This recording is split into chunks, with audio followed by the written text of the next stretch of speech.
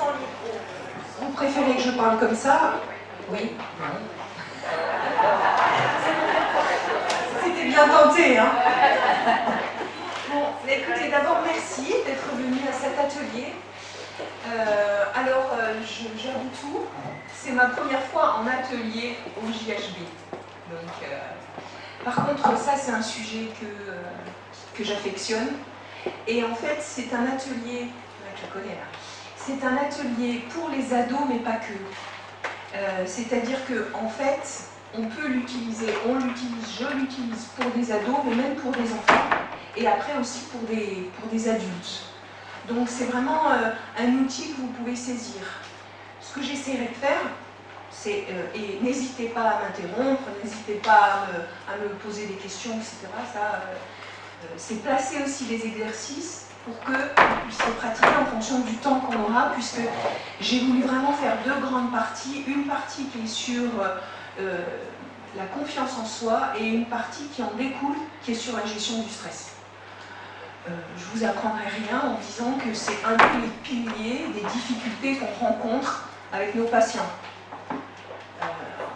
Le stress, hein, on est tous là à dire oui, c'est un peu over. Alors, ce qui a été... C'est quelque chose que j'ai inventé au fur et à mesure de mes formations. Il faut savoir qu'en fait, je suis un peu une globe-trotteur des formations, où j'ai imbriqué plein de choses. D'où je viens, alors je suis Marie-Clotilde Bursevat, je suis psychologue, je travaille à Monaco en cabinet libéral. Avant ça, j'ai travaillé pendant 20 ans, bonjour, avec des jeunes, des ados, j'ai été responsable de formation, directrice de centre, etc., pour ensuite finir mes études de psycho et m'orienter. Ce qui donne en fait une palette, et c'est aussi de se servir de toutes ces palettes pour fonctionner dans notre profession. Et donc ça, c'est le fruit de plein d'expériences que je vous donne aujourd'hui et que je suis contente de partager avec vous. Donc n'hésitez pas à revenir s'il y a des choses que je n'ai pas dit d'une façon claire. Alors, je vais donc me servir aujourd'hui de tout ce qui va être, vous allez entendre, de l'hypnose conversationnelle, puisqu'il y a toute une partie qui se fait avec mes patients au niveau verbal.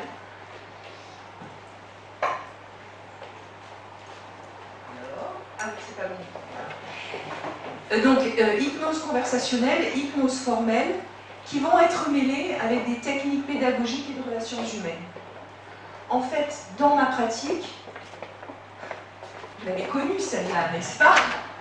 Dans ma pratique, c'est vraiment l'hypnose qui a fait décoller et qui a ancré toutes ces pratiques pédagogiques. C'est-à-dire que c'était très bien les pratiques pédagogiques. Et quand vous l'associez à l'hypnose, alors là, ça a une puissance multipliée.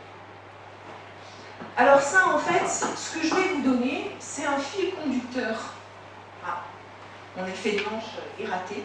C'est un fil conducteur, c'est-à-dire un fil rouge pour tisser des vêtements chez chacune personne. Ne cherchez pas un protocole, cherchez des idées que vous allez ensuite modifier et mettre en fonction de la personne que vous allez avoir, sur mesure.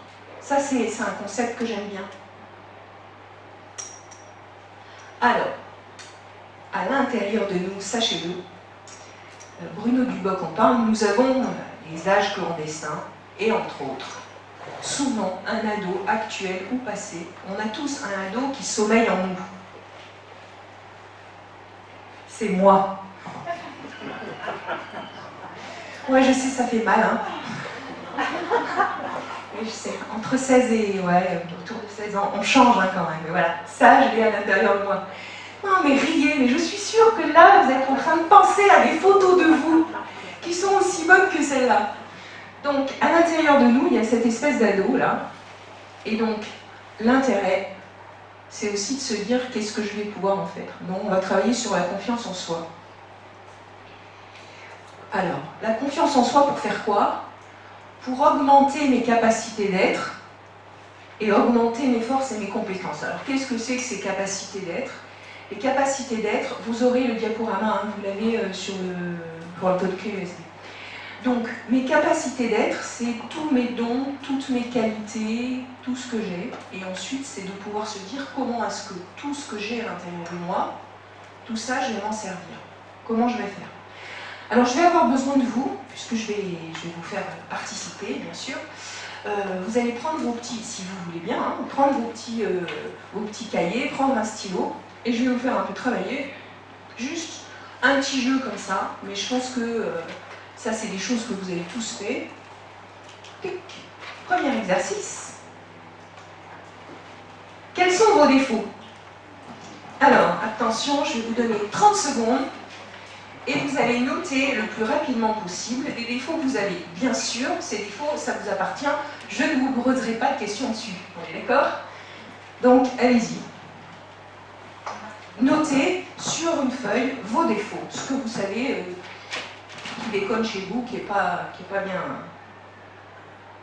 en place.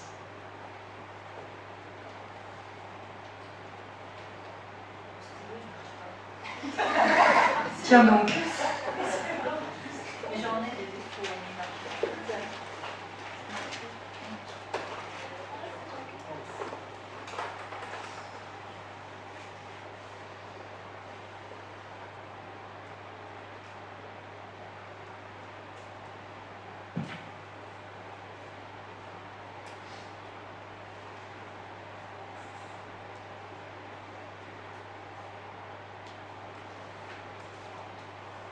Top. Maintenant, eh oui. Quelles sont vos qualités? Top.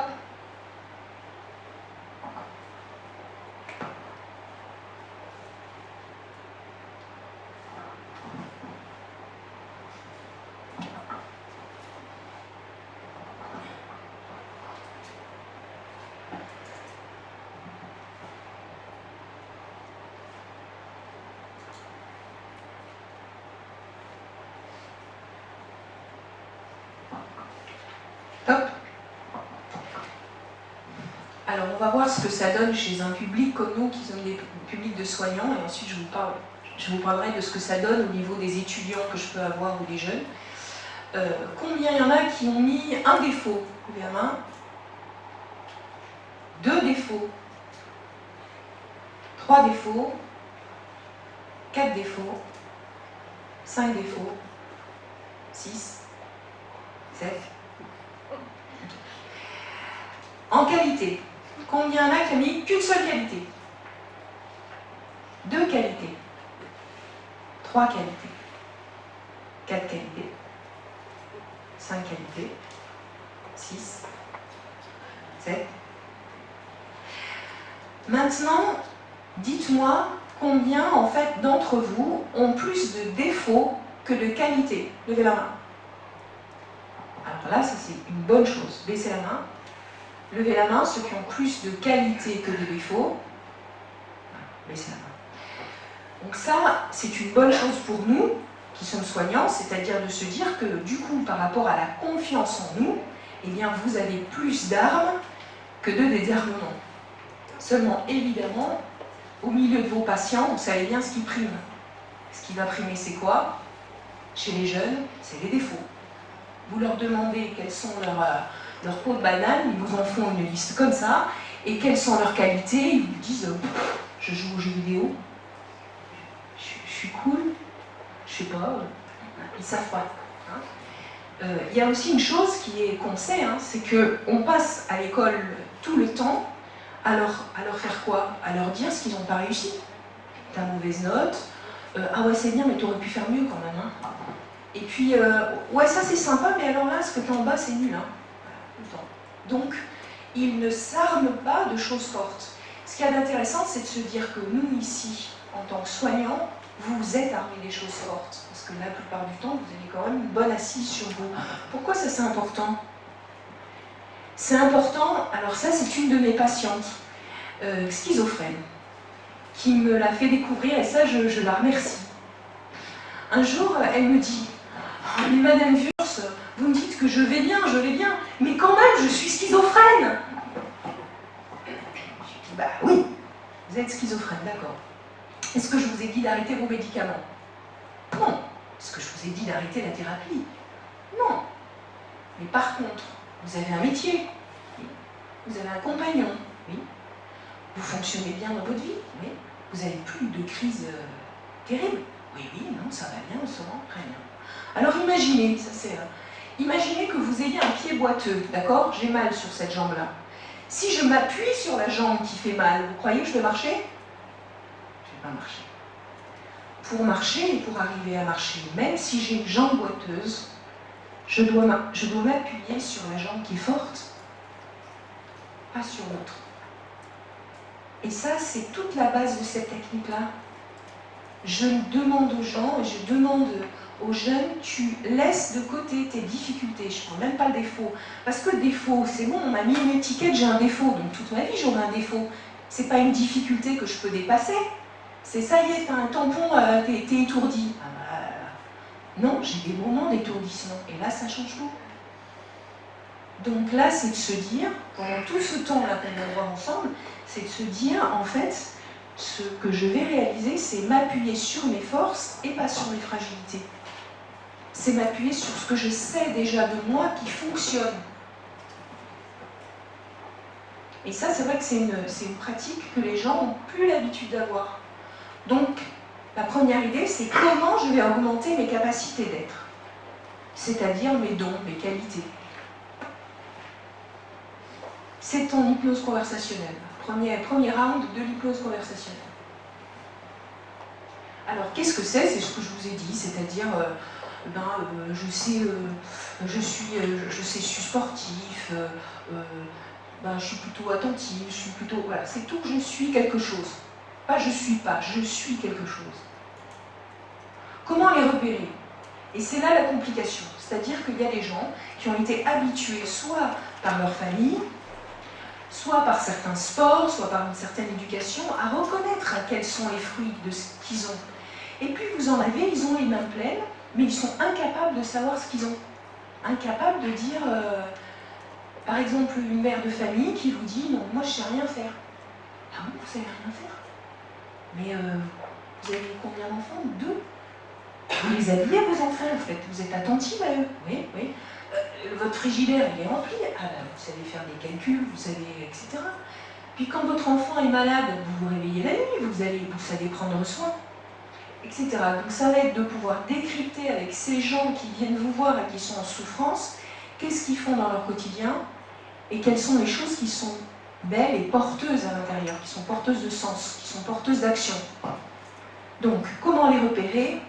Il y a deux techniques que j'emploie. La première, c'est quand on a des gens qui déjà ont réfléchi sur eux et déjà ils savent dire quelles sont leurs qualités. Alors, je leur fais faire des listes. Ça, c'est une liste qui a été faite par une jeune qui avait 26 ans, je pense. C'était une jeune qui était orthophoniste. Elle avait fini ses études et à la fin de ses études, elle était partie, elle était de Nice, elle était partie dans le Nord. Et en fait, là-bas, pendant la Covid, elle s'est complètement effondrée. Elle n'était pas avec sa famille, elle n'était pas avec son compagnon. Là-bas, elle a eu une pression de fou, elle a trouvé que c'était maltraitant. Et du coup, elle ne savait plus qui elle était, où elle était, comment elle était, si elle était bien, si elle n'était pas faite pour ça, si elle était complètement à l'ouest. Et quand je lui demande de repérer quelles sont ses capacités d'être et ses forces, elle arrive à m'écrire tout ça. Donc c'est fou parce qu'elle est dissociée. Hein. En 30 secondes. Ouais, comme ça. Je suis trop forte, je suis comme la fée clochette, moi. Pas du tout. On prend le temps, on est d'accord, hein, au rythme du patient. Hein. Au rythme du patient. Celui qui va vite, je vais vite. Celui qui va doucement, je vais doucement. Elle va vite. Et on arrive à faire tout ça. Évidemment, quand elle bug, je reprends les activités qu'elle fait, mais ça, je vais vous montrer comment je fais, pour renouveler de l'action, pour tirer les compétences. Donc, mais par contre, ça, elle ne savait pas s'en saisir. On est d'accord, c'est ça qui était fou. Parce qu'elle me dit non, je vaux rien, je fais rien. Bon. Deuxième possibilité, c'est encore moi. Ah oui, hein. Bon, là, j'avais brûlé ma cuisine, c'est pour ça que je suis un peu triste. Donc, on prend un ado, on revient à la source, Et on cherche cet ado, du coup on lui pose la question, parce que l'ado il ne sait pas trop dire, ça peut être l'ado, l'adulte, on est d'accord, même l'enfant. Hein. On dit, bon alors qui tu es? Bon, je suis l'aîné d'une fratrie.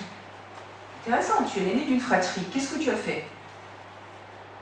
J'ai été responsable de mes petits frères et de mes petites sœurs. Tiens, ça fait un truc en plus. Donc tu sais avoir une responsabilité. Tu sais partager, tu n'as pas tout gardé pour toi. Ben non, je partageais mes jeux, bon, je vous la fais courte, hein, parce que ça vous vous doutez bien. J'avais de l'empathie. Comment tu as de l'empathie? Ben oui, parce que quand mon frère il n'arrivait pas à faire ses devoirs, j'allais auprès de lui, je l'aidais, ou j'ai aidé ma mère, ou j'ai aidé tac, elle a de l'empathie celle-là. Tac.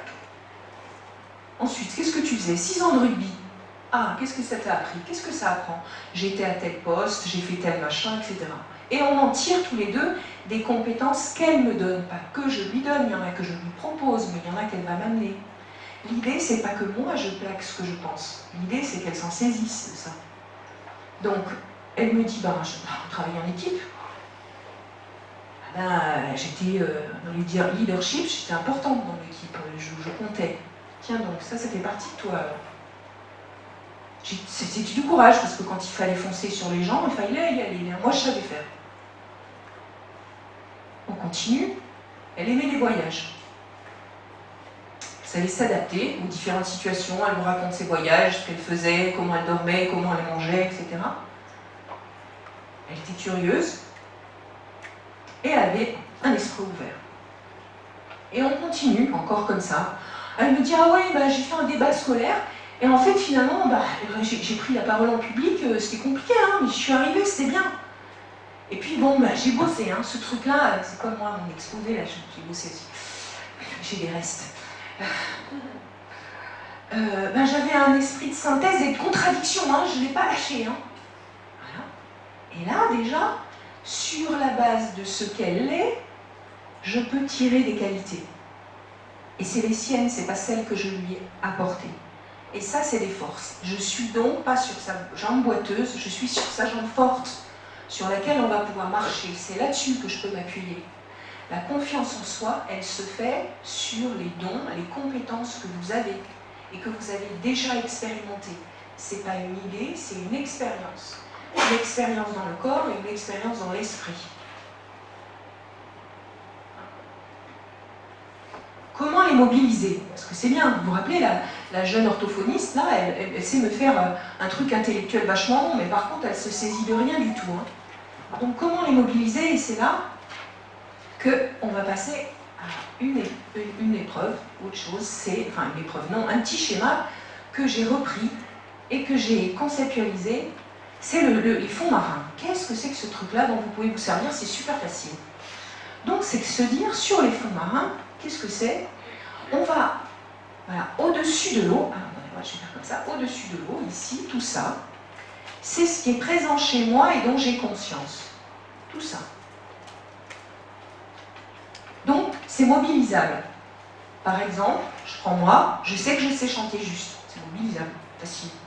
Celui qui me dit je suis plutôt costaud, c'est mobilisable, il va y aller. On est d'accord? Ça, c'est ça. Sous l'eau, et ça c'est intéressant, c'est se dire que c'est ce qu'il y a à l'intérieur de moi, mais dont je ne suis pas encore conscient. Et ça permet d'avoir en tête qu'il y a des choses en fait, que je ne suis pas figée, mais que je suis tout le temps en mouvement, et qu'il y a des choses à l'intérieur de moi que je ne perçois pas, mais qui vont grandir. Et en même temps, si je vous pose la question, levez la main, ceux qui étaient les mêmes à 14 ans que maintenant. Levez les mains, ceux qui sont différents de 14 ans à maintenant. Levez les mains. Voilà, on est tous différents. Et je pense qu'à 14 ans, si on nous avait dit tu serais soignant, combien il y en a qui savaient qu'ils seraient soignants à 14 ans? Ah, quelques-uns, quelle vocation! Et puis il y en a plein d'autres où on est allé dans plein de chemins et ce n'était pas forcément les chemins auxquels on aurait pensé. Donc, ce dont je n'ai pas conscience, ça veut dire que pour un jeune, vous êtes en train de lui dire tu es un chemin des possibles, tu peux évoluer, tu peux grandir, tu peux être autre chose. Et pareil pour les adultes, de se dire je ne suis pas figé. Donc ça, c'est non mobilisable pour l'instant. Ce petit schéma, je le fais faire à un instant T. Et pas en 10 minutes, en fait, ça me prend un peu de temps. Alors, en 2, il y a... En 2, c'est... Quand on me parle, mais j'y crois pas. Alors, en 2, en fait, vous voyez, là, j'ai mis... Je vais vous montrer. Là, j'ai mis des petites colonnes, on est d'accord? Toutes ces petites colonnes-là. Ces petites colonnes, c'est là où les gens, je vais vous montrer l'exemple, vont noter, en fait, vont noter leur capacité d'être. D'accord? C'est comme si je dis, ah ben ma capacité d'être, elle est en 2, ou ma capacité d'être, elle est en 3, ou elle est en 4, ou elle est en 5, ou elle est en 6, ou elle est en 7. D'accord? Vous me dites si vous ne me suivez pas. Jean-Baptiste, tu me suis? Donc, là, c'est en fait en 2, et je vais vous expliquer pourquoi c'est important. En 2, c'est, on me le dit, mais j'y crois pas. Honnêtement, si à l'école vous m'aviez dit que j'étais intelligente, je vous aurais dit non. Je suis dyslexique. Alors je peux vous dire que dyslexiques, ceux qui l'ont été ou ceux qui le sont à mon époque, on était juste cons. Donc les moins 40 à la dictée, on se le prenait dans les dents et on était au fond de la classe. Hein. Donc me dire t'es intellectuel, tu feras des études universitaires. Non. J'étais pas intelligente, j'étais manuelle. Moi. Donc voilà. Là par exemple, bah ouais, je l'aurais mis là. Alors, certes, j'aurais peut-être eu des gens gentils qui me disaient t'es intelligente, mais c'est ça. Donc oh là, je suis allée trop vite. Tac. Le radeau. Le radeau, c'est important. C'est tout ce que les autres disent de moi, mais qui n'est pas solide. C'est-à-dire que des fois, les autres vous disent « Ah ouais, mais t'es super marrante, toi !» Et puis, ouais, je suis marrante, mais enfin, je suis comme un radeau. C'est-à-dire, quand il y a une tempête émotionnelle, quand je suis en colère, quand ça va pas, et ben mon radeau, il se retourne. Et je suis pas du tout rigolote. Ça, c'est tout ce qu'on dit de moi. Ah ouais, mais toi, t'es comme si... Ouais. Enfin, dès qu'il y a une tempête émotionnelle, ça se retourne. Donc, percevez, des fois, on a des trucs sur des radeaux. En 4, c'est ce que je pressens comme capacité d'être, comme don, mais c'est à fleur d'eau, vous voyez, c'est juste là. Hein, je le pressens, mais j'en suis pas complètement sûre. Et quand c'est calme, ben je le sens. C'est... Ouais, peut-être que je suis comme ça, peut-être que ouais, je suis patiente. Bon, moi, vous m'auriez dit que j'étais patiente, je l'aurais mis en 2. Hein. Je suis vachement patiente aujourd'hui. Et vous, je suis sûre que pendant que je suis en train de parler, vous vous souvenez certains de choses où on vous avait dit t'es comme si, et puis finalement, ça a évolué. Donc, ensuite, là, on devient sur la capacité, et ça, je le sais. Je suis comme ça, oui. Le 3, c'est ce qu'on dit de toi. C'est pas ce que tu sais. On dit de toi quelque chose. On dit de toi... ça peut être... ouais, t'es super drôle, t'es super machin, et toi, tu sais, à l'intérieur, t'es super triste, quoi. C'est pas... Et le 4, c'est moi, je sais que je suis comme ça. Par exemple, je sais que je suis tenace, mais finalement, j'ai peur, donc j'y vais pas souvent. Donc peut-être que je suis tenace, mais je suis pas sûre. C'est un truc, voilà, c'est un peu enfoui. C'est important ça, parce que pour les jeunes et pour les ados, ils ne savent pas se mettre en valeur la plupart du temps. Il y en a peu. Si vous bossez avec des ados, il y a peu d'ados qui arrivent. Puis surtout ceux qui viennent nous voir en cabinet, quoi. Ils sont plutôt tout détruits, là. Ils sont tout rabougris, en plus des fois, même, je pense, une petite jeune qui s'appelait Clara, j'en ai parlé pour le colloque en ligne sur les TCA, les troubles alimentaires les journées de hypnose et thérapie brève. Ben en fait, sa mère l'avait abandonnée quand elle avait 4 ans. La belle-mère n'arrêtait pas de dire qu'elle était conne comme un manche à balai.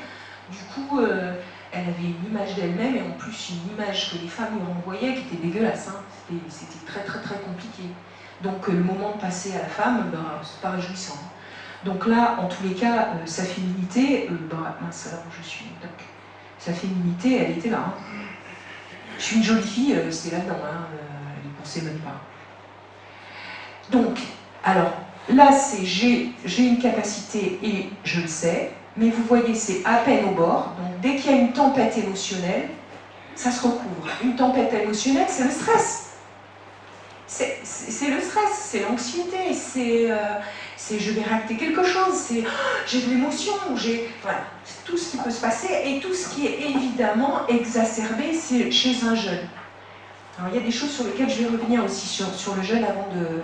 Je finis le tableau et puis je ne vous en ai pas parlé, mais je vais le prendre tout à l'heure. Là, c'est vraiment quelque chose sur lequel je peux m'appuyer, les capacités sur lesquelles je peux m'appuyer. Et cependant, grosse tempête émotionnelle, grosse colère, par exemple la personne qui vous dit non, mais j'ai plein d'empathie, je suis quelqu'un de gentil.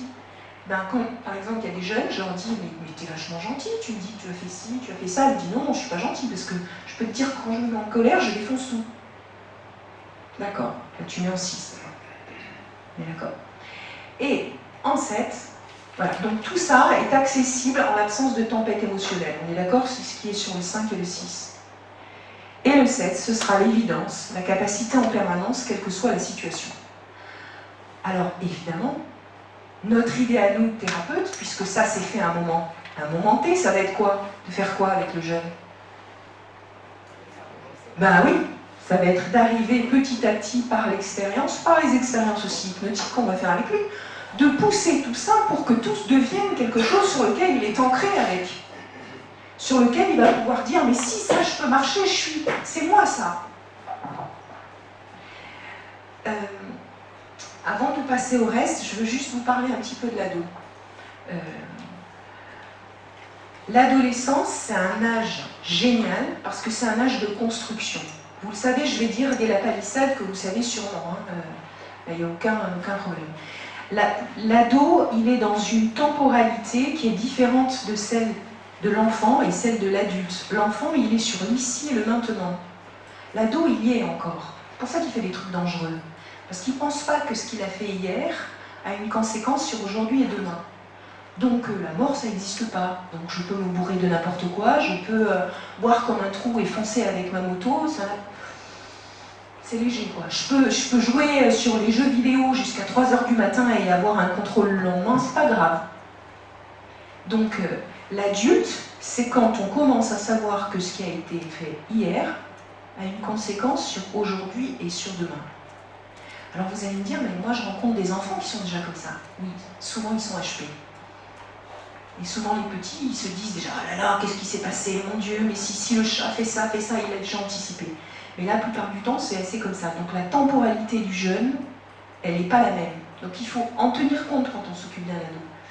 Il y a aussi le fait que chez un ado, ça va super vite. Il bascule vite, il se relève, il est malléable, mais ça va vite. Donc il faut être...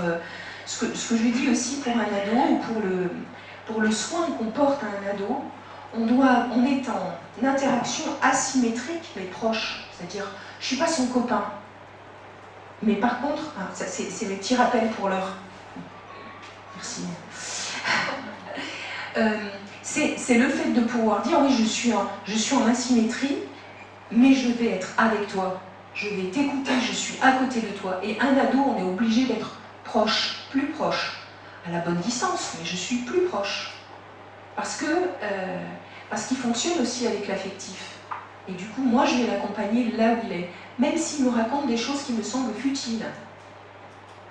Et je ne suis pas dans le jugement, je suis dans l'accompagnement de là où il est, même s'il me dit « Non, mais tu sais, c'est dramatique pour moi parce que les ados, si vous en avez, ils vous racontent des fois « Non, mais tu sais, la copine de la dernière fois, elle m'a dit que j'étais pas sympa. Et quand j'ai voulu me mettre à côté d'elle, bah, tu sais ce qu'elle a fait? Elle m'a tourné le dos.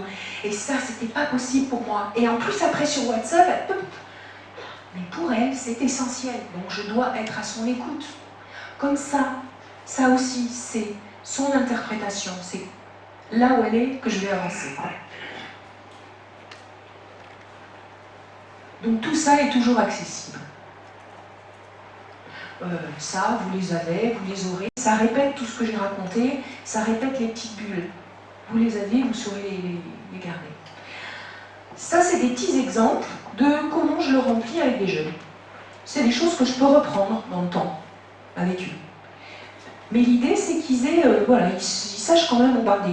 Vous avez vu que je les fais bosser, hein, quand même. Et ils sont d'accord. Ils sont d'accord. Pourquoi ils sont d'accord? Est-ce que vous avez repéré un truc qui est génial chez les ados? Comment? Oui! Les ados, ils aiment qu'on s'occupe d'eux. Vous me direz tout le monde. Mais eux encore plus, ils aiment qu'on parle d'eux. Ils sont très contents qu'on parle d'eux. Donc là, souvent ils disent non, on peut reprendre le schéma s'il te plaît. C'est bien. Ok, d'accord. Bon, donc ça fait des petits schémas comme ça.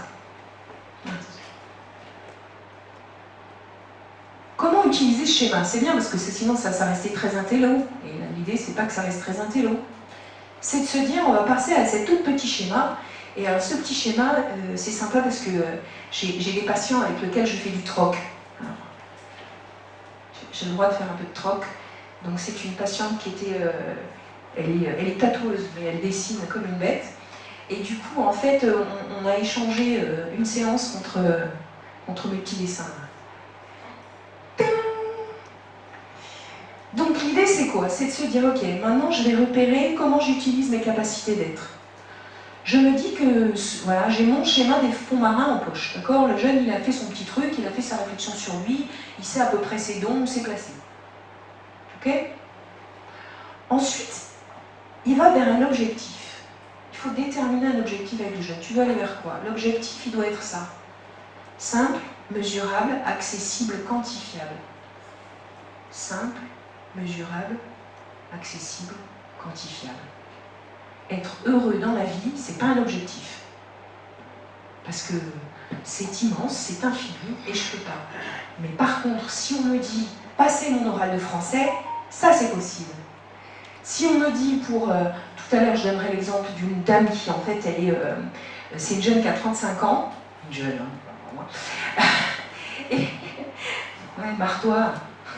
Jérôme, traître.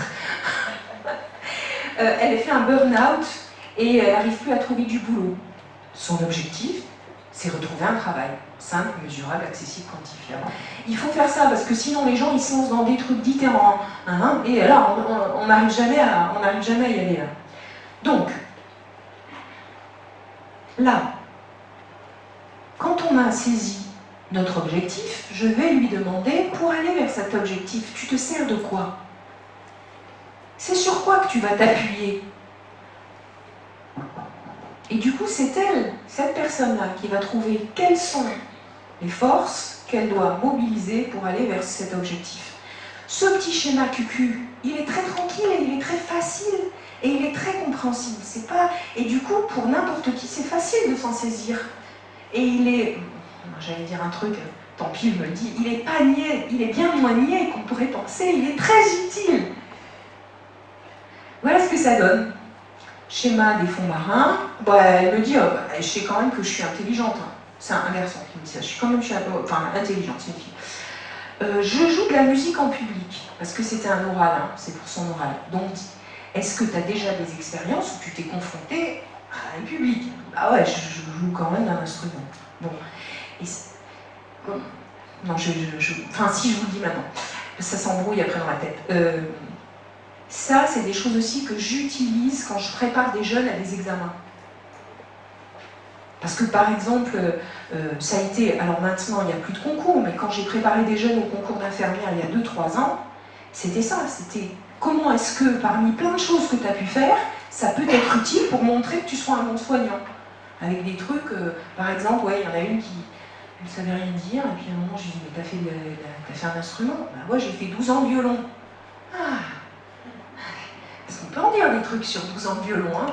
La persévérance, l'écoute, la façon de jouer avec les autres, il y en avait des choses à dire. Et tout d'un coup, elle se remplit. Donc, ensuite, elle me dit, mince, on revient en arrière, pardon, elle me dit qu'elle s'est travaillée dur, qu'elle a fait un exposé, qu'elle s'est entraînée avec Madame Wurs. Moi, c'est toujours bien d'être un peu flatté quand tu travailles, ça fait du bien. Et ensuite, elle me dit, j'ai vu mes progrès quand même. Ah, ça, je retourne. J'ai vu mes progrès, donc je sais que je suis pas une bille. Ça a été vraiment pour elle, parce qu'on a fait l'hypnose aussi dessus, ça a été ancré et super bénéfique. Donc, oui. Ce schéma-là, en fait, il se remplit au fur et à mesure des séances? Oui, en fait, une fois qu'on a fait les fonds marins, on passe à ça, parce que quand en fait on a un patient qui vient, il a une demande. Par exemple, je ne sais pas parler en public, je me liquéfie chaque fois que je dois parler à plus de 3 personnes. Donc si on est en demi-groupe, ça va, mais dès qu'on est en classe entière, je ne sais plus faire. Si je suis qu'avec mes copains, j'arrive à parler, si je suis devant le prof, je ne sais pas. Si je veux me présenter un boulot, ben je m'entraîne avec mes parents, je suis bonne, et puis je suis nulle quand je suis devant la personne qui me juge.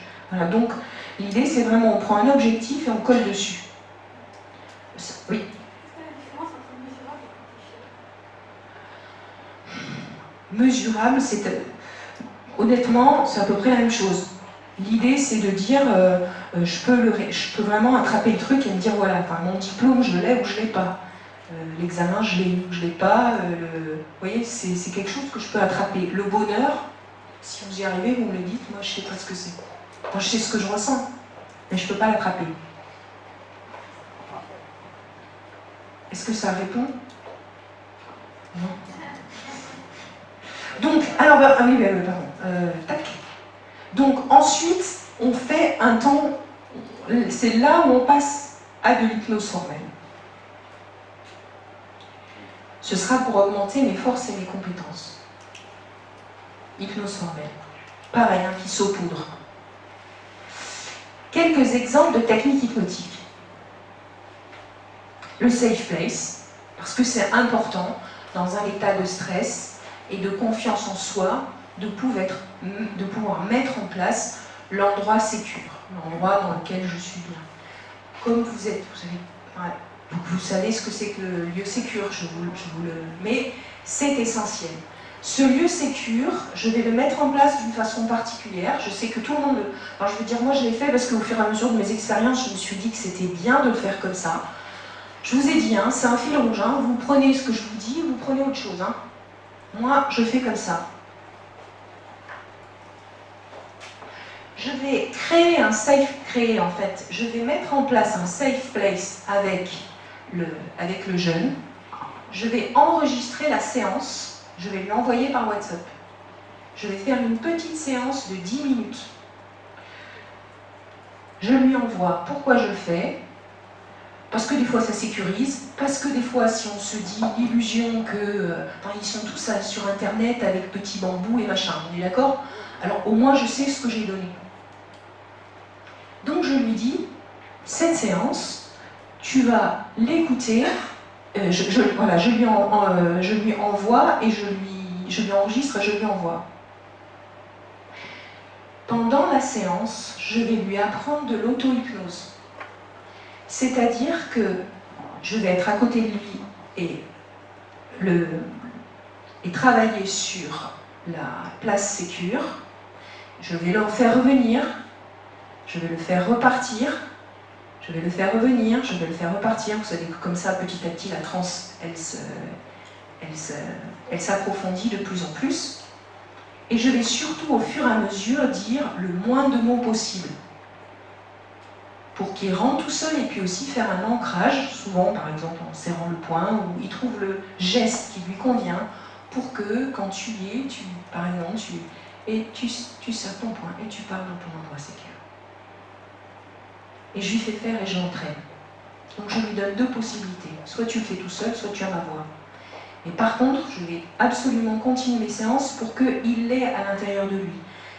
Je me rappelle, là, dernièrement, j'ai fait travailler un jeune qui avait 19 ans, qui était tout rikiki, tout maigrelet, et qui devait... Ça n'a rien à voir avec ce que je veux dire. Première année de médecine, concours, oral, cette année. Hein, ils ont avait des oraux sur tout et n'importe quoi. Et honnêtement, on lui donnait pas cher, hein, quand on voyait. Hein, parce qu'il faisait 16 ans. Gentil, hein. Donc, en fait, on a travaillé le lieu sécure, je l'ai sorti de mon cabinet, on est allé marcher dans la rue, et puis je m'arrêtais et je lui disais, vas-y. Et alors, ici, il me disait, je dis, quand tu y es, tu reviens. Et on revenait. Et on s'est entraînés comme ça, tous les deux, à se mettre dans une bulle de protection, à se mettre dans cet endroit sécure. Pourquoi? Parce que la confiance en soi et la gestion du stress, ça, c'est un super outil. Surtout quand on pratique n'importe quand, en expliquant que même l'hypnose légère, ça fonctionne super bien.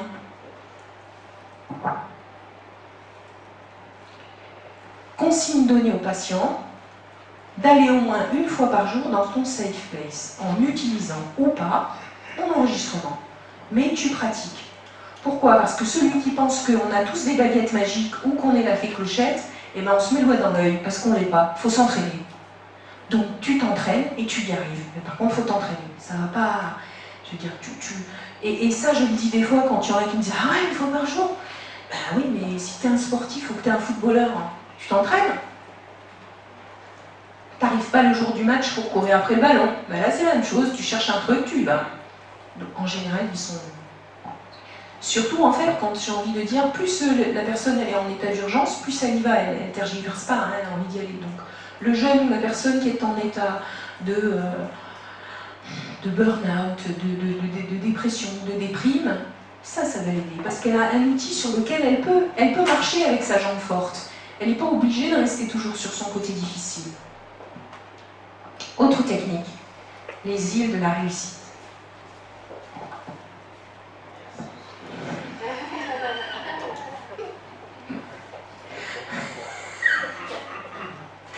Merci Jean-Claude. Alors Jean-Claude m'a donné 2 super outils. Avant de les mettre là, je vais demander. 2 super outils pour les îles de la réussite. Est-ce que vous en avez entendu parler? Alors ça c'est... Oui? Ah. Il y en a qui ont fait... Je regarde l'heure. Redites-moi à quelle heure je dois faire fini. 17? 5 heures? 5h30, ok. J'ai deux choix. Soit je vous fais une démonstration en finale, soit je vous fais une démonstration maintenant, mais j'ai peur de ne pas aller jusqu'au... Comme vous voulez. Comment? Que je sens. C'est pour ça que je sens que je vous pose une question. Ah, plutôt sur ma jambe forte? Je te remercie. Fais-toi confiance, vas-y.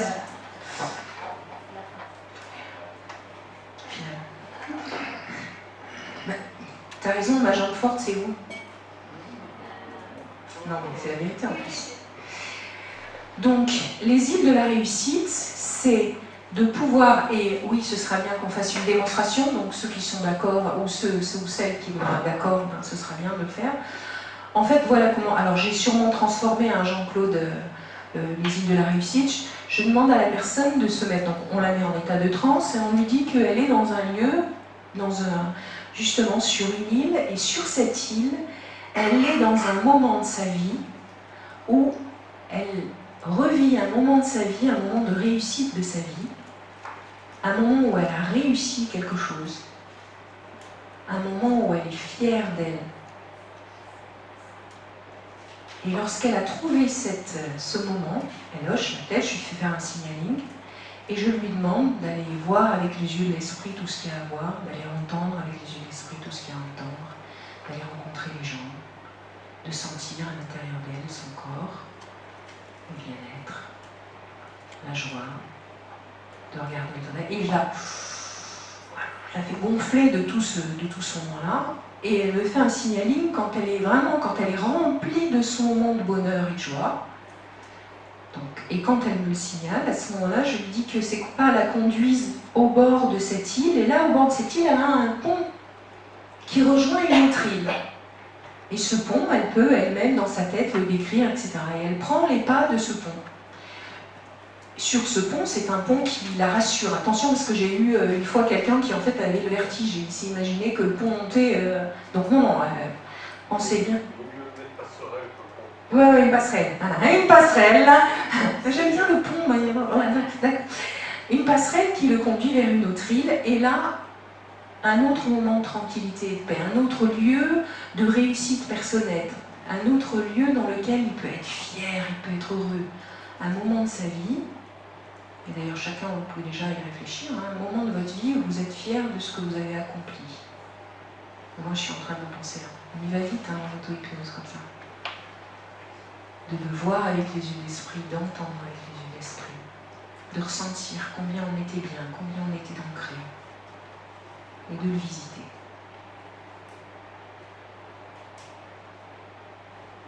Et là, de permettre à la personne de se remplir complètement de ce lieu, de toutes ses capacités, de toutes ses qualités qu'elle a pu avoir, de signaler qu'elle a bien engrangé l'intérieur d'elle, et de passer au bord du rivage, où là se trouve une autre passerelle. Et cette passerelle la conduit à une autre île de la réussite. Et je fais le même système pour remplir. Et à partir de la 3e île, je lui dis qu'il y a une autre passerelle, mais que cette passerelle, cette fois-ci, elle s'élève dans le ciel. Et elle est bien où s'élevant dans le ciel. Et quand elle est dans le ciel, elle peut regarder autour d'elle plein d'îles. Ce sont toutes les îles de la réussite qu'elle connaît déjà. Toutes ces îles de la réussite où elle s'est remplie de toutes ces choses qu'elle a réalisées elle, qu'elle sait faire elle. Toutes ces capacités qui sont à l'intérieur d'elle. Et moi je suis en lévitation, c'est top. Et puis il y a aussi toutes les îles qu'elle n'a pas encore découvertes. Toutes ces prochaines îles qui sont à l'intérieur d'elle, toutes ces choses qu'elle va réussir, qui sont là, qu'elle n'a pas encore visitées. Et là je lui demande de me signaler quand elle a pu voir tout ça. Et ensuite de prendre tout ce qu'il y a à prendre, de garder à l'intérieur d'elle tout ce qu'il y a à garder, de prendre, laisser dans son inconscient, prendre tout ce qu'il y a à prendre pour que la prochaine fois, chaque fois qu'elle en a besoin, elle puisse s'en saisir, chaque fois qu'elle en a besoin, elle puisse s'en saisir, chaque fois qu'on a besoin, elle puisse s'en saisir. C'est toujours à l'intérieur d'elle. Et ça, c'est aussi une séance qui est très puissante. Merci Jean-Claude. J'enregistre la séance. Si vous avez remarqué, je ne demande pas à la personne quelles sont ses îles, je lui laisse faire. Je ne lui demande pas quelles sont ses qualités, et du coup c'est là où on se détache en fait du schéma, et on passe à l'hypnose, on lui donne de la puissance, et on donne la puissance à la personne de voir qu'est-ce qui est bon pour elle. Même si les choses, elle ne les a pas mis sur son schéma, ça m'est égal, c'est son chemin à elle. Donc, voilà, je vous ai dit les premières îles, certaines, schéma, des ponts ou des passerelles. Le dernier pont qui s'élève sur les réussites passées et à venir. Voilà, très puissant. Autre technique très puissante.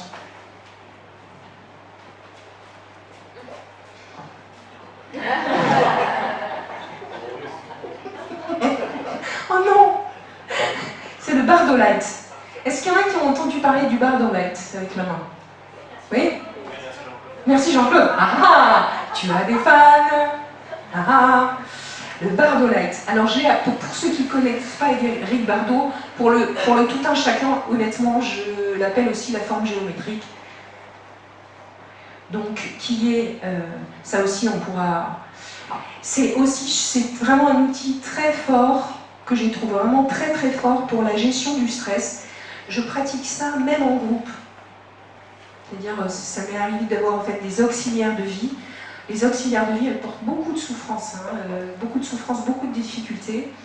Et du coup, ça, c'est vraiment un méga outil que l'on fait, en fait, alors, on choisit une difficulté ou une rumination qu'on a.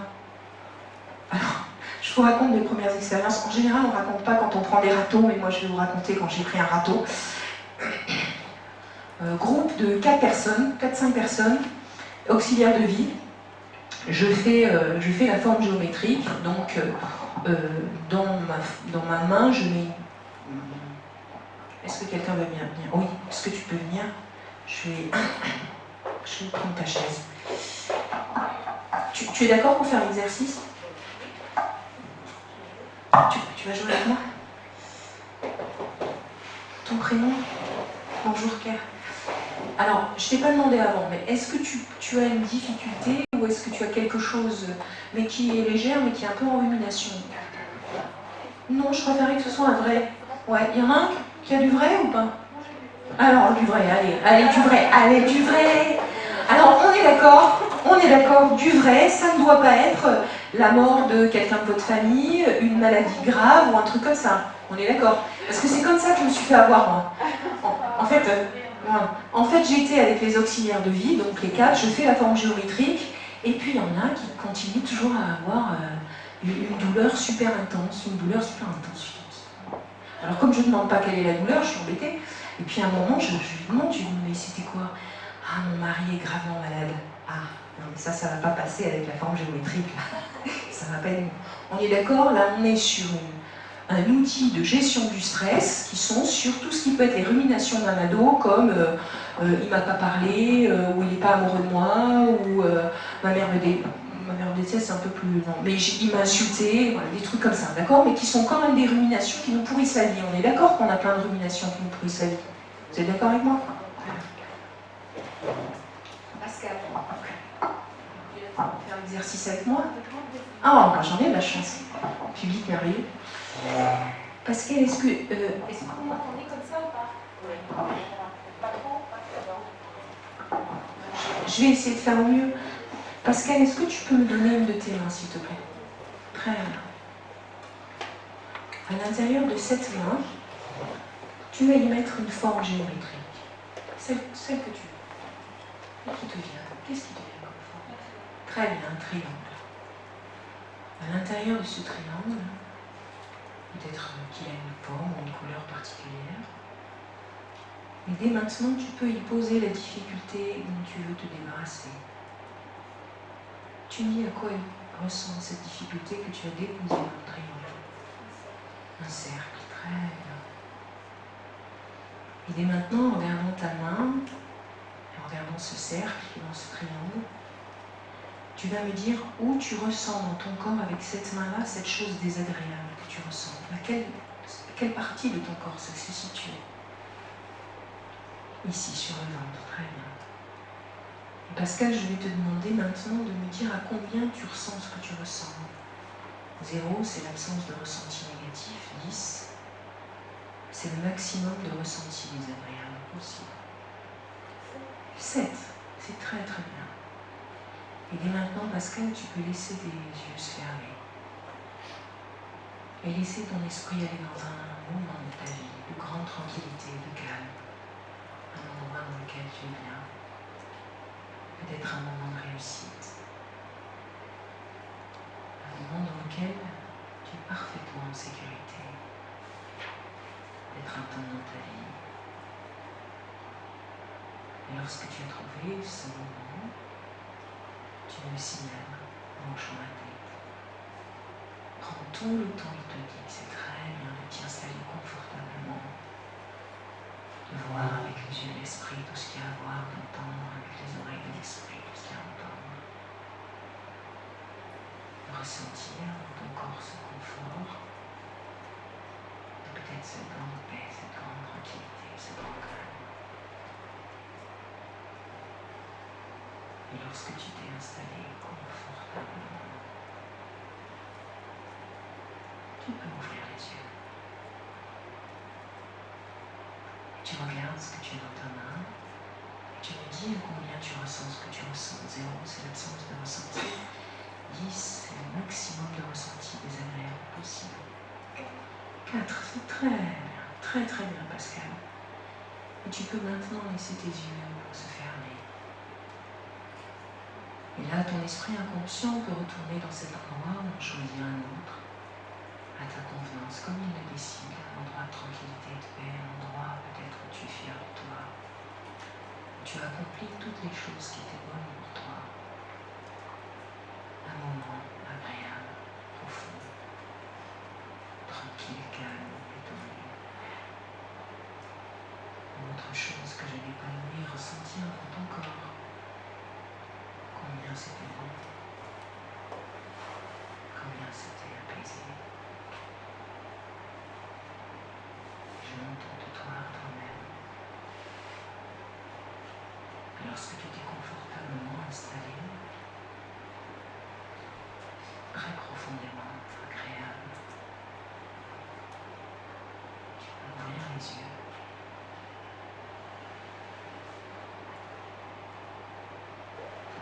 Et regarder ce que tu as dans ta main. Et me dire, en sachant que 0, c'est l'absence de ressenti, 10, c'est le maximum de ressenti désagréable possible. Combien tu as? 3. Ouais. Et alors, ce qui est bien, Pascal, c'est que quand ce qu'on a dans son main, c'est entre 3 ou 2, on s'en débarrasse. Vas-y, jette. Sérieux, hein, jette sérieux pour pas qu'il revienne. Hein. Ah ouais, ça c'est sérieux. Ben, bravo, Pascal, on peut applaudir quand même. Merci, Pascal. Tiens. Ah, je crois qu'il y a... Rapide et efficace. Fulgurant. Un petit truc comme ça, abracadabra. Petite. Oui. Oui. Alors elle était déjà en lévitation, donc je n'avais pas grand chose à faire. Oui, moi aussi. Moi, je suis toujours en lévitation hein, quand je fais de l'hypnose sportive. Comme tu as fait là, quand tu as enlevé ta main et la main est descendue. Oui. Voilà, c'est comme ça. Écoutons le maître de tenir la main. Quand tu vas avancer comme tu l'as fait, tu vas commencer doucement à enlever la main. Oui. Là, ça veut dire qu'à ce moment-là, la main reste en lévitation, le sujet de ton peut-être est en train de résoudre son problème. Tu vois, parce qu'il devient indépendant. Voilà. Après, on peut se faire ça. Ça va? Maître, c'est bon? Bon, donc la forme géométrique puissant. Alors, je passe maintenant aux soins de manifestation de stress. Soins de manifestation de stress, qu'est-ce que je vais faire? Petit jeu sans prétention. Ah, j'ai besoin de vous. Bon, on est d'accord, on joue, hein? Vous êtes d'accord avec moi, hein? D'accord. Alors, je vais vous demander de jouer. Je vais vous demander de me dire, vous me répondez tout de suite. Attendez, hop. Tic, tac. Répondez à haute voix le plus rapidement possible. Il n'y a pas de piège. Si vous connaissez le truc, on s'en fout, vous répondez. On est d'accord? De quelle couleur c'est ça? De quelle couleur c'est ça? De quelle couleur c'est ça? De quelle couleur c'est ça?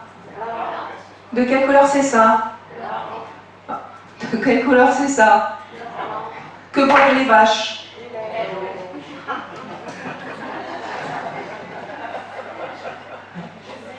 Blanc, blanc, blanc, lait. La plupart du temps, on y va tous. Gentiment, séquence d'acceptation, on les connaît. Vous savez que les psychologues sociaux savent que si vous faites dire 3 fois oui à quelqu'un, 2 fois oui, 3 fois oui à quelqu'un, la 4e va arriver un oui. Mais les séquences d'acceptation, on les connaît tous dans le stress. Mais personne n'en parle. C'est-à-dire, tac. Ah mince, je crois que je l'ai mis à l'envers. Oui, là, pardon. Séquence d'acceptation négative, mais c'est toutes les fois où on était à l'école et où on se dit, on passe un examen, oh, mais de toute façon, je vais tout oublier, oh, mais de toute façon, je vais être nulle, mais de toute façon, si l'autre il passe, il est tellement meilleur que moi que je vais pas y arriver, oh, mais de toute façon, et pouf, on est mauvais. Mais ça, on est super fort pour faire instinctivement les séquences d'acceptation négative. Combien en a parmi vous qui connaissent ce système-là, les séquences d'acceptation négative? Moi, je lève la main, hein, je connais bien. Voilà. Donc, l'idée, c'est de faire des séquences d'acceptation positive. C'est-à-dire, alors, moi, avant ça, je reprends la petite histoire. Là, je vous ai dit dyslexique, donc je peux vous dire que l'orthographe les boules. Hein.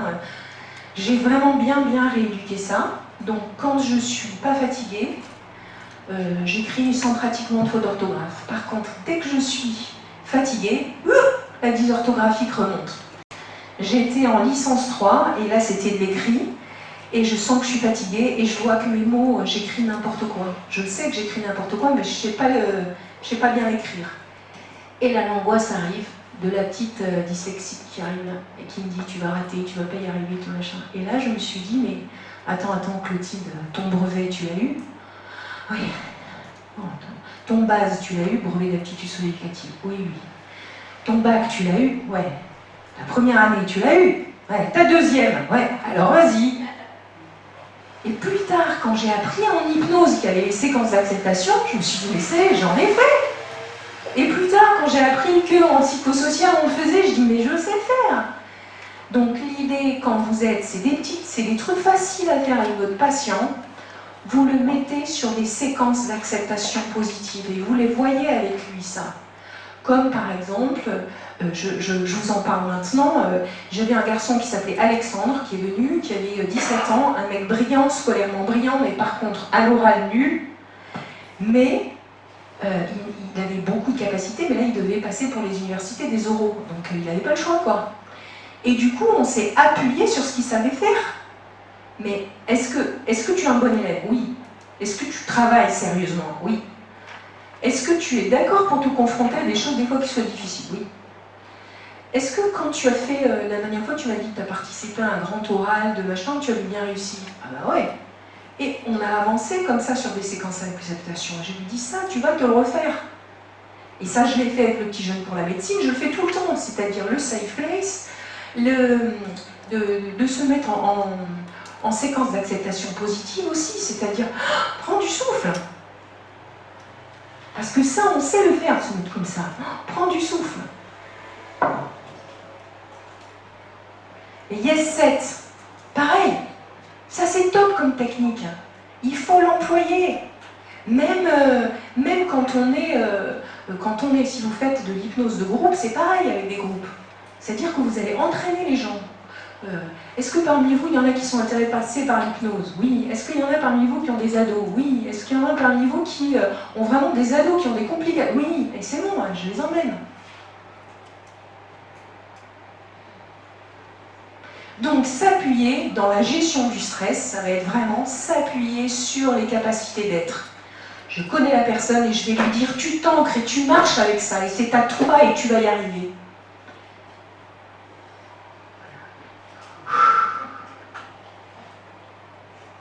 Quelques exemples sur mesure. Alors ça, je vous conseille de l'acheter ce jeu-là. C'est-à-dire qu'en fait, en hypnose, quand on est un praticien, il faut aussi avoir de l'imagination. De l'imagination et faire feu de tout bois.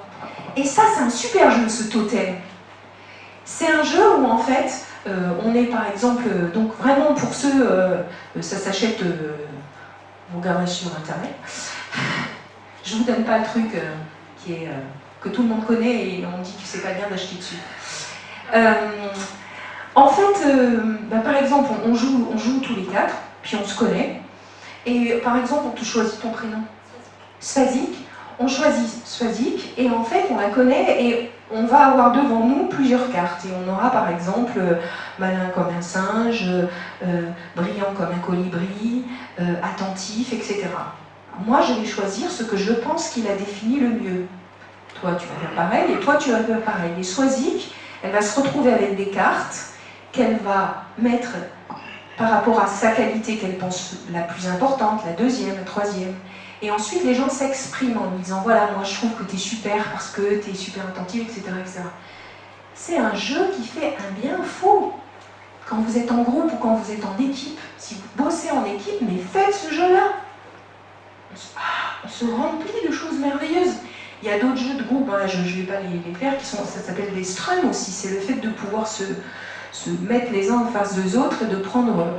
Alors ça, c'est ceux qui sont les récepteurs, et là c'est les émetteurs, et donc on passe d'une personne à une autre, on a, je pense, autour de 2 minutes, et je me mets devant toi, je te connais, parce que tu fais partie de mon équipe, et je vais te dire que ce que je pense que tu sais faire de bien, et pourquoi j'aime être avec toi. Et je vais faire pareil avec toi, je vais faire pareil avec toi, et ensuite on tourne. C'est des renforcements positifs qui, au niveau de la confiance en soi, au niveau de la gestion du stress, mais qui font des bienfaits. Parce que du coup, on ne me renvoie pas ce que... Je sais très bien ce que j'ai de mauvais, mais par contre, si tu me dis que certes, ben oui, je suis souvent en retard, mais par contre que je suis un super soignant, ben j'aurais envie de faire mieux. Alors que si tu passes ton temps à me dire que je suis nulle, ben c'est ça. Ou alors je me planquerai, etc., etc.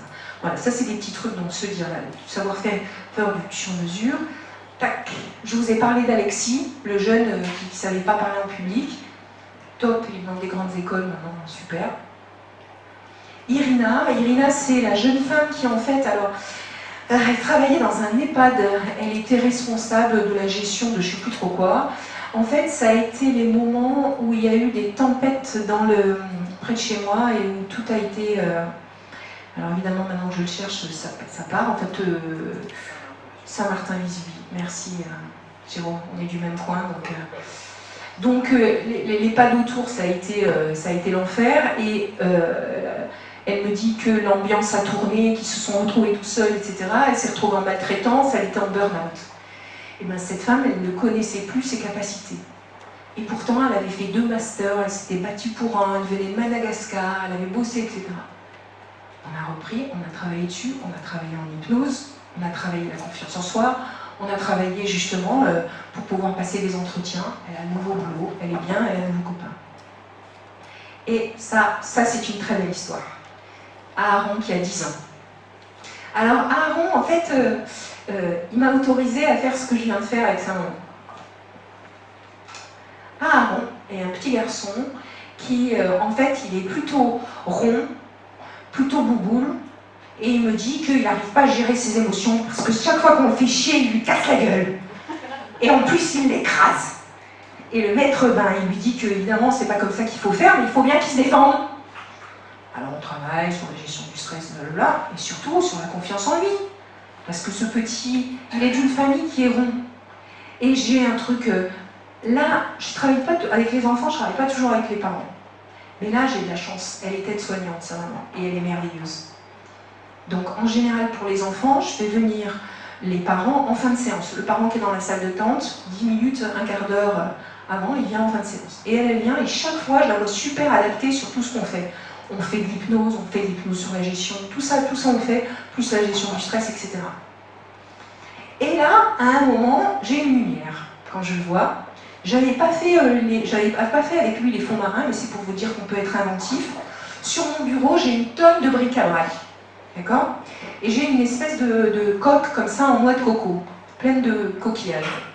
Je retourne la coque, je suis avec la maman et je suis avec Aaron, et je dis voilà, on va jouer à un jeu. Tu vois ce contenant ? Voilà, tu vois ce contenant ?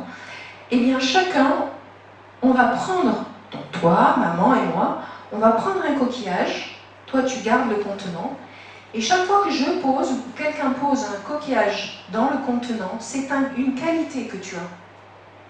Maman va le faire, moi je vais le faire, et toi tu vas le faire pour toi. Et donc on commence comme ça avec la maman de Aaron. Et ils sont top parce qu'ils sont revenus pour faire... J'ai trouvé ça tellement beau, je vais vous raconter pourquoi. Et ils sont revenus faire la photo pour moi.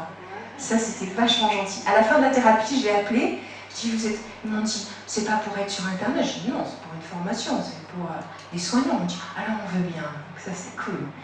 Et donc, et la maman lui dit, mais tu es un garçon super serviable. Chaque fois, tu es là pour m'aider. Et moi, je lui dis, tu sais, moi, je te trouve vraiment très intelligente. Tu as une finesse quand on parle des choses, et bien ça, c'est génial. Et puis lui, il prend un petit coquillage et il dit, ben moi, je suis un bon camarade. Parce que quand il y en a un à défendre, et ben moi, j'y vais. Et on continue comme ça, petit à petit,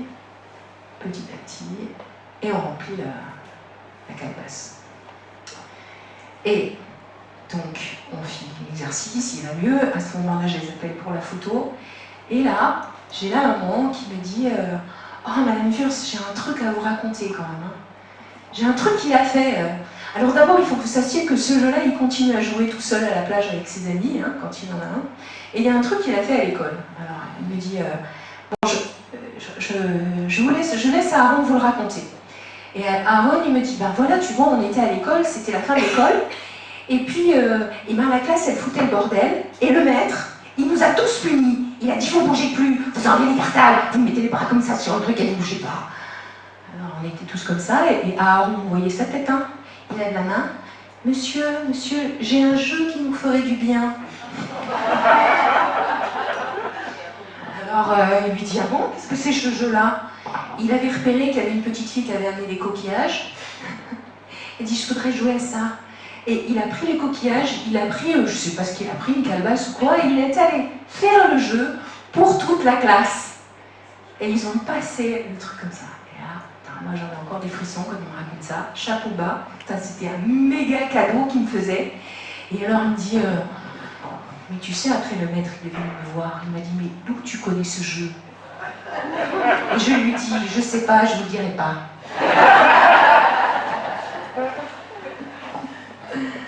Voilà, ça c'est le cadeau que m'a fait Aaron pour cette présentation sur la confiance en soi et cette présentation aussi sur la gestion du stress.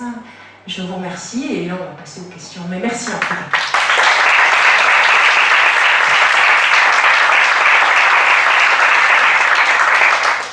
Alors oui, j'ai pas beaucoup de temps, mais... Attends, pardon, on est jusqu'à quelle heure ? La nuit, on a du temps. Oui, Laurence. Lequel? Sur les coquillages. Oui. Oui, Est-ce qu'à chaque fois que tu mets le coquillage, tu nommes la qualité en fait? oui, Ah, c'est ça. et j'explique. C'est pas juste poser le coquillage. Oh non, et rien, hein. non. L'idée, c'est de dire, tu vois Laurence, tu es une femme formidable parce que tu sais accueillir chez toi.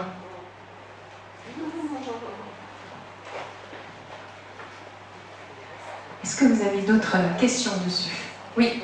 Ah, oui. La confiance en soi, c'est animé par le harcèlement scolaire. Exactement. Et ça, c'est très important ce que tu dis parce que le harcèlement, alors je ne sais pas, j'arrive pas à savoir si les enfants sont plus fragiles maintenant, de par Internet, de par tous les liens sociaux qu'ils ont constamment, ou même leur constitution, mais le harcèlement, on en est plein. On en a tous eu.